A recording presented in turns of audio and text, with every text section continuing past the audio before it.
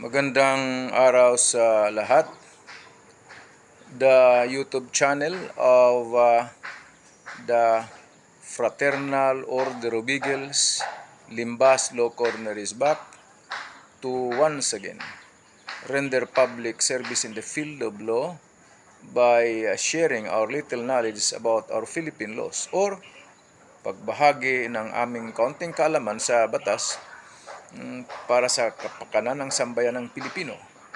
Brought to you by the Limbas Marangal Eagles Club of the Eastern Rizal Region 2. Okay, the topic.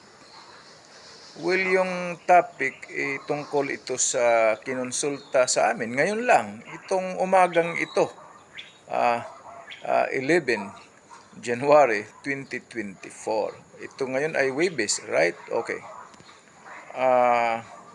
Tumawag kasi nga yung truck nila, okay, truck, ay nakabunggo ng isang passenger bus.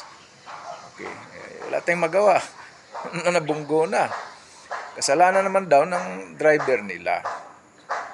Okay, so natural yung sasakyan pansamantala na impound, right, ng mga police authorities.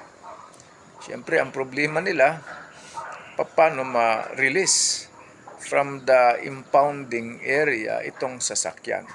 Okay, ipinayuhan sila ng pulis daw na mag-file daw ng motion. Motion para saan? Motion for the release of the truck. Saan daw mag-file? Doon daw sa fiscal or sa office of the prosecutor. So, tinanong ko, tika muna, Lunes pa, di umano, ng madaling araw nangyari ang insidente. Nakasuhan na ba yung driver mo for reckless imprudence resulting in damage to property? Webes na ngayon, wala pa naman daw. So, walang kaso, ibig sabihin pa na sinampa sa piskalya or prosecutor's office, wala pa. Anong meron kung wala pa? Ibig sabihin, yung motion for release ng motor vehicle cannot yet be filed before the office of the prosecutor. Premature pa yon.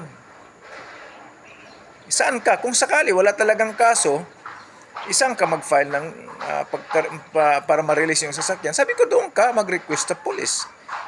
Mag-request ka na i-release na yung motor vehicle. Ito, sundin mo na lang kung ano ang mga requirements doon sa police station na yon para ma-release yung sasakyan mo kung wala talagang kaso. Pero kung may kaso na, doon ka pa lang magpa-file ng motion for release ng motor vehicle doon sa office of the prosecutor.